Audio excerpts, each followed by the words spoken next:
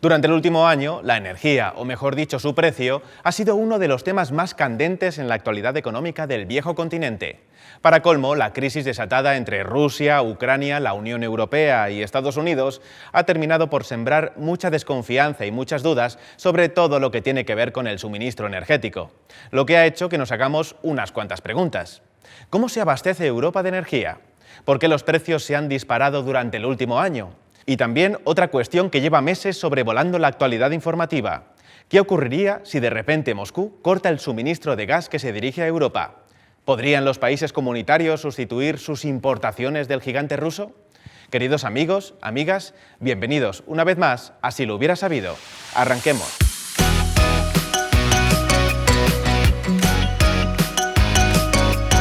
Bien, lo primero de todo es saber exactamente de dónde procede el abastecimiento de energía. Fijaos en este gráfico. Tal y como podéis ver, a pesar del fuerte crecimiento que han experimentado las energías renovables durante los últimos años, el 70% de todo el consumo energético de la Unión Europea sigue teniendo como origen el petróleo, el carbón y el gas natural. Y esto es precisamente lo que explica que la Unión Europea sea tan dependiente del exterior. Los países comunitarios tienen que importar más del 60% de la energía que consumen. ¿Y sabéis qué? Justo aquí es donde está la clave de la crisis energética de los últimos meses. Atentos.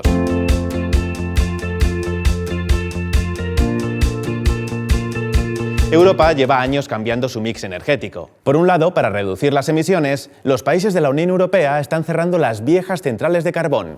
Por otra parte, algunos países como Alemania o España también están echando el cierre a sus centrales nucleares. Por ejemplo, en el caso del país germano, si hace tan solo 10 años tenía 17 reactores en funcionamiento, a día de hoy apenas cuenta con 3.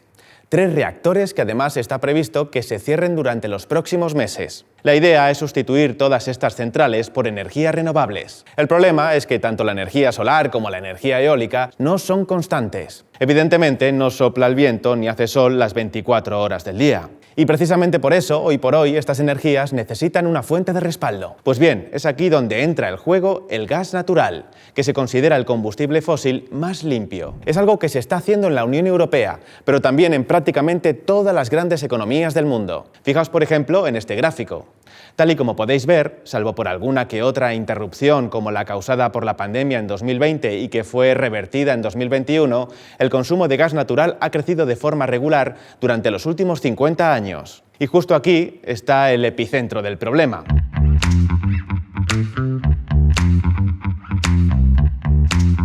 Amigos, estas son las 3 claves, los 3 motivos que explican la crisis energética a la que se está enfrentando Europa. En primer lugar, a pesar de que la demanda de gas natural ha venido creciendo regularmente, la inversión en la industria del petróleo y del gas se encuentra bajo mínimos. Por ejemplo, la inversión en exploración de nuevos yacimientos, extracción y producción se encuentra en su nivel más bajo de los últimos 15 años. Esto es un problema porque la industria del petróleo y del gas es muy intensiva en capital. Necesita realizar constantemente inversiones multimillonarias para mantener sus niveles de producción. Por ejemplo, hay que sustituir los yacimientos que se van agotando por otros nuevos. Pero claro, si no se invierte lo suficiente, creo que os podéis imaginar el resultado. Exacto. La oferta cada vez tiene más problemas para hacer frente al crecimiento del consumo, lo que por supuesto provoca subidas de precio. ¿Y sabéis qué? Esta es justo la situación en la que nos encontramos actualmente. En segundo lugar, la recuperación post-COVID, tal y como os contamos en un pasado vídeo aquí en Si lo hubiera sabido,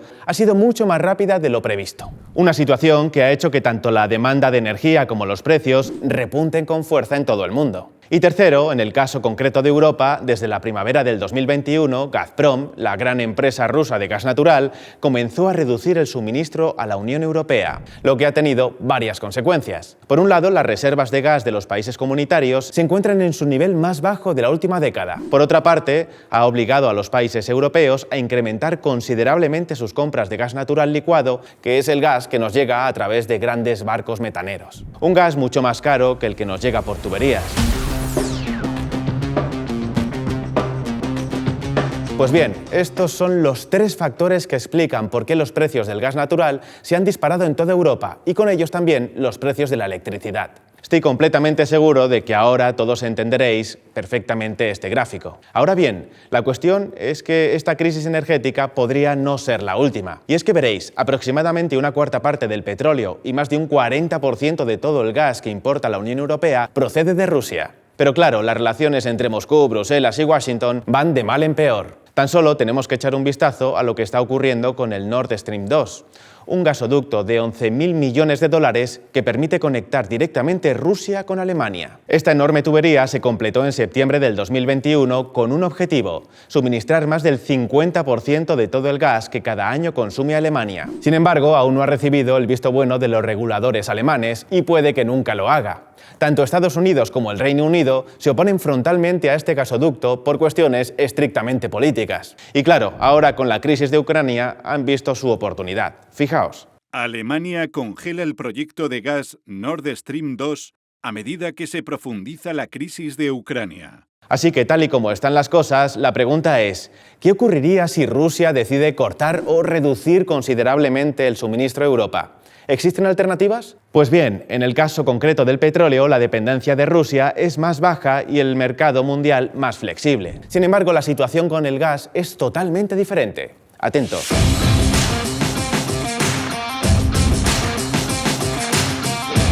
Pongamos, si os parece, unos cuantos números sobre la mesa para saber exactamente dónde estamos. Fijaos, Europa importa aproximadamente unos 3.660 teravatios hora de gas natural por año. De esta cantidad, unos 1.700, aproximadamente el 45%, proceden directamente de Rusia. Esta sería la cantidad máxima que, llegado el caso, se tendría que sustituir. La pregunta ¿es esto realmente factible? Pues bien, por un lado, se podría argumentar que sí. Por ejemplo, los países de la Unión Europea tienen infraestructuras suficientes como para incrementar en más de 1.700 teravatios hora sus importaciones de gas del resto del mundo. También podrían tomar otras medidas como retrasar el cierre de las centrales nucleares o transitoriamente volver a utilizar algunas centrales de carbón. Esto podría aportar otros 400 teravatios hora. En total hablamos de unos 2.100 teravatios hora de margen, aproximadamente el 125% de las importaciones de gas ruso. Esta es la teoría. Sin embargo, la realidad es un poco diferente. En primer lugar, el problema no está en la infraestructura, sino en el propio gas. Por la falta de inversión que antes hemos comentado, el mercado mundial está muy tensionado y los grandes exportadores ya están trabajando prácticamente a pleno rendimiento. Hay poco margen para incrementar la oferta, así que Europa tendría que competir con países como China o Japón a golpe de talonario. En segundo lugar, la infraestructura europea es grande, pero está mal conectada entre sí. Por ejemplo, España es con mucha diferencia el país de toda la Unión Europea con más capacidad para importar gas natural licuado. De hecho, más del 30% de todo el exceso de capacidad que Europa podría utilizar para comprar gas del resto del mundo está precisamente en España. El problema es que la conexión entre España y Francia es muy limitada, así que toda esa capacidad apenas se podría utilizar. El resultado es que Europa podría compensar un recorte parcial del suministro ruso, pero nunca una suspensión total. Llegado ese caso, se tendrían que tomar medidas para recortar drásticamente el consumo.